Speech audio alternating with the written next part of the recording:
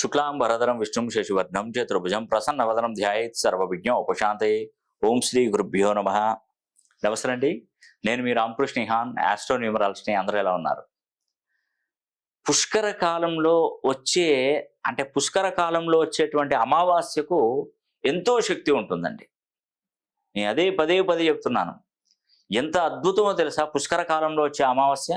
అందుకే ఆ రోజు నేను ఆ పుష్కర కాలంలో వచ్చేటువంటి అమావాస్య రోజు నేను బ్లాక్ ఎర్తులకు పూజలో పెట్టించబోతున్నాను. ఈ బ్లాక్ ఎర్తులన్నీ కూడా ఎందుకంటే చాలా అద్భుతం అండి. కానీ కనీసం నేను కొన్ని వందలలో ఈ యొక్క బ్లాక్ ఎర్తులు పూజలో పెట్టించబోతున్నాయి. ఎంతో శక్తివంతం నిజంగానండి.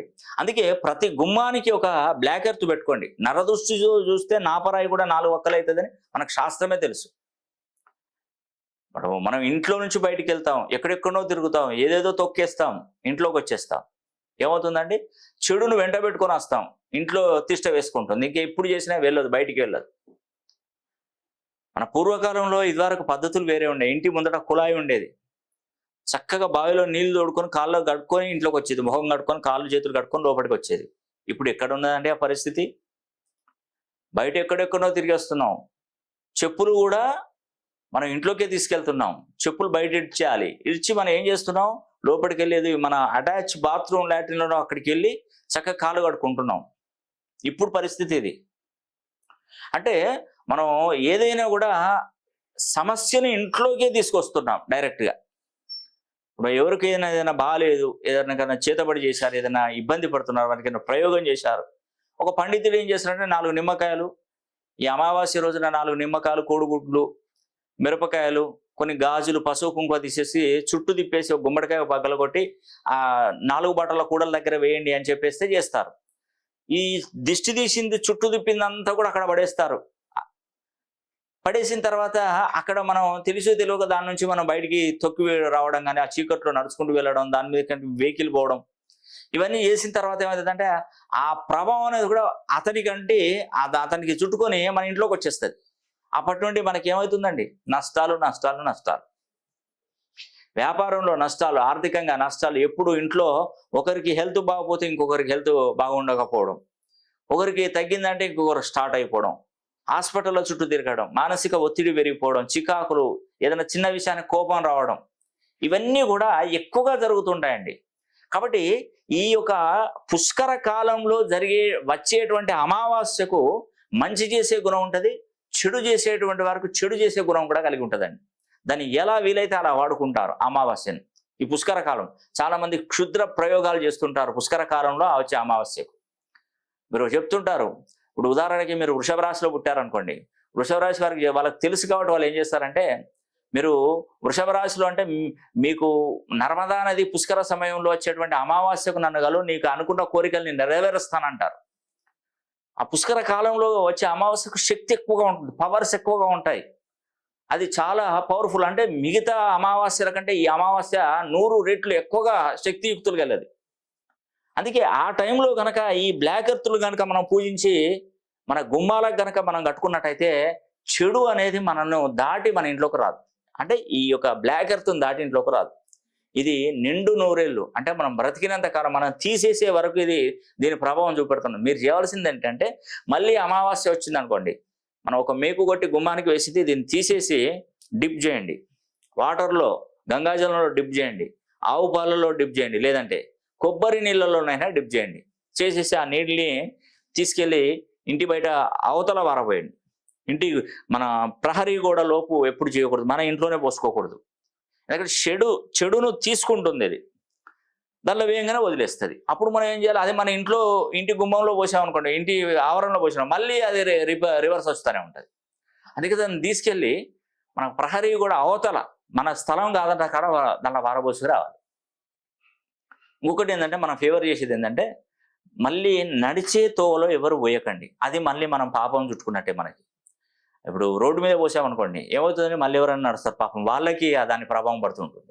కాబట్టి ఎక్కడైనా చెరువులో కానీ, ఎక్కడైనా మురికి కాలువలలో కానివ్వండి, ఎక్కడైనా పడేసేయండి. కానీ మనుషులు తిరగని ప్రదేశంలో ఆ వాటర్ను పోస్తే మంచిది, మనం మేలు చేసినటువంటి వాళ్ళం అవుతాం. కాబట్టి మురికి నీళ్ళలో కనుక వేసినట్టయితే దానికి పరిపూర్ణమైనటువంటి పవర్స్ ఇంకా వెళ్ళిపోయినట్టే ఇంకే సమస్య ఉండదు. కాబట్టి ఈ పుష్కర కాలంలో వచ్చే అమావాస్యకు ఎంతో శక్తులు ఉంటాయి. ఆ శక్తి యుక్తులు నేను చెప్తున్నటువంటి 3 రాశులకు అదృష్టాన్ని కలిగింపజేస్తుంది. ఒకటి కర్కాటక రాశి, రెండోది మిథున రాశి, మూడోది మేషరాశి. ఈ 3 రాశులకు అద్భుతమైనటువంటి శుభ ఫలితాలు కాబోతున్నాయి. ఎందుకంటే ఇక్కడ చూసినట్టయితే మేషరాశిలో రవి, చంద్ర, శుక్రుడు 3 గ్రహాలు కలిసి ఉన్నాయి. అదేవిధంగా మీనరాశిలో చూస్తే రాహు, బుధ, కుజులు 3 గ్రహాలు కలిసి ఉన్నాయండి. ఎంతో అదృష్టం అండి నిజంగా.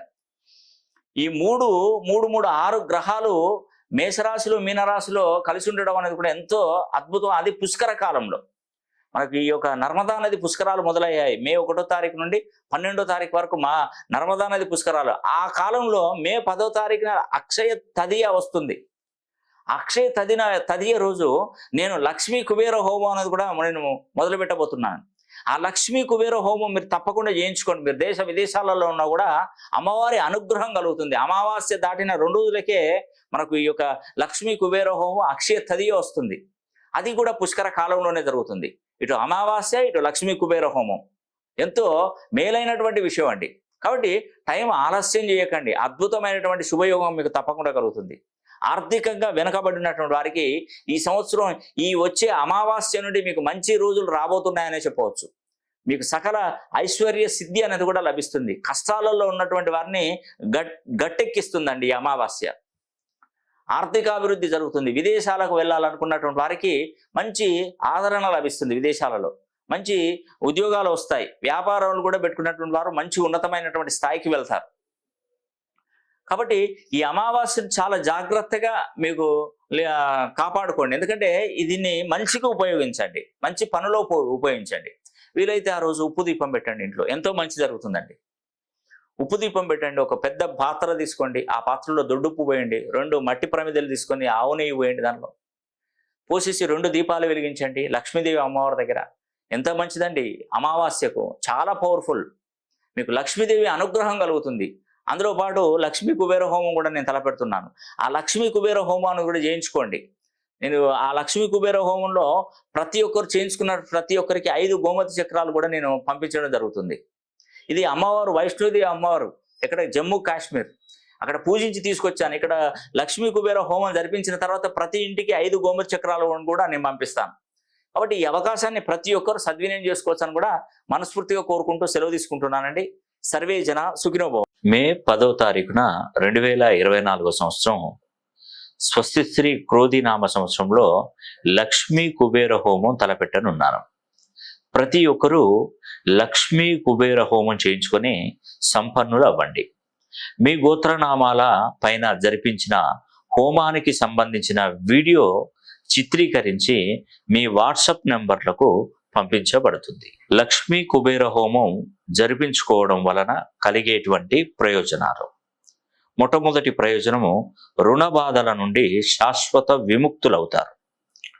వ్యాపారాలు చేస్తున్నటువంటి వారికి కోట్లలో వ్యాపార అభివృద్ధి జరుగుతుంది.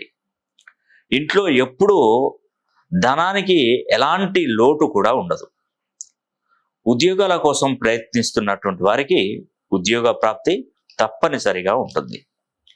విదేశాలకు వెళ్ళాలనుకుంటున్నటువంటి వారు వారి కళ నెరవేర్చుకోవడం జరుగుతుంది. మనం ఇచ్చినటువంటి డబ్బు తిరిగి రావడానికి కూడా చాలా ఉపయోగపడుతుంది. అదేవిధంగా శత్రు వినాశనం జరిగి వ్యాపారాభివృద్ధి జరగడం, నరదృష్టి నుండి కూడా శాశ్వత విముక్తి అనేది లభిస్తుంది. ఆటంకాలు అవుతున్నటువంటి పనులు త్వరగా జరగడం మనకు మంచి చక్కటి వేళ విశేషం. వాహన యోగం, సొంత గృహ నిర్మాణ యోగం కలుగుతుంది. మీ పిల్లలు చదువులో ముందంజలో ఉంటారు.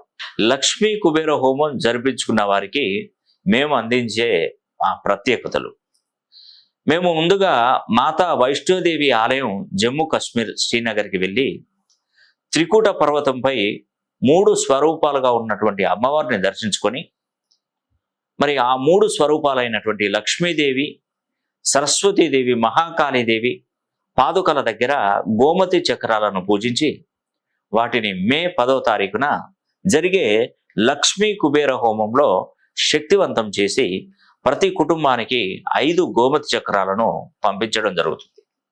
వాటిని మీరు సంపద కొరకై వ్యాపార సంస్థల్లో కానీ, గల్లా పెట్టెలలో కానీ, డబ్బు దాచుకునేటువంటి బీరువాల్లో కానీ, దేవుడి గదిలో ఉన్న కుంకుమ భరణిలో డబ్బాలో కానీ, లేదా వాటిని లాకెట్ రూపంలో కుటుంబ సభ్యులందరూ కూడా ధరించవచ్చు. చదువుకునే పిల్లలకు చదువులో ఏకాగ్రత పెరుగుతుంది. దుష్ట పీడల నుండి నివారణ జరుగుతుంది. సంపాదించే ఆదాయ మార్గాలు కూడా పెరుగుతాయి. లక్ష్మీ కుబేర హోమం జరిపించుకునేవారు పాటించవలసినటువంటి నియమాలు. మేము మే 10వ తారీఖున సాయంకాలం లక్ష్మీ కుబేర హోమం మొదలు పెడతాం. మీకు ఇచ్చినటువంటి స్లాట్ ప్రకారం ఆ టైంలో మీ గోత్రనామాల మీద హోమం జరుగుతుంది. ఇదే టైంలో మీరు ఇంటి వద్ద ఒక పెద్ద పాత్రను తీసుకొని దాని నిండా గల్ల ఉప్పును, దొడ్డు ఉప్పును నింపి, ఆ ఉప్పు మీద ఒక ముంతలో నూనె పోసి, ఆవు నెయ్యి కానీ, కొబ్బరి నూనె కానీ, నువ్వుల నూనె కానీ, ఈ యొక్క నూనెను వేసి 72 గంటల పాటు అఖండ దీపాన్ని వెలిగించి కొండెక్కకుండా కాపాడాలి. అప్పుడు మీ ఇంట్లో లక్ష్మీదేవి ప్రసన్నం అవుతుంది. ఇది నర్మదా నది పుష్కర కాలంలో జరగడం అనేది 1000 గజకేసరి యోగాలతో సమానంగా ఉంటుంది.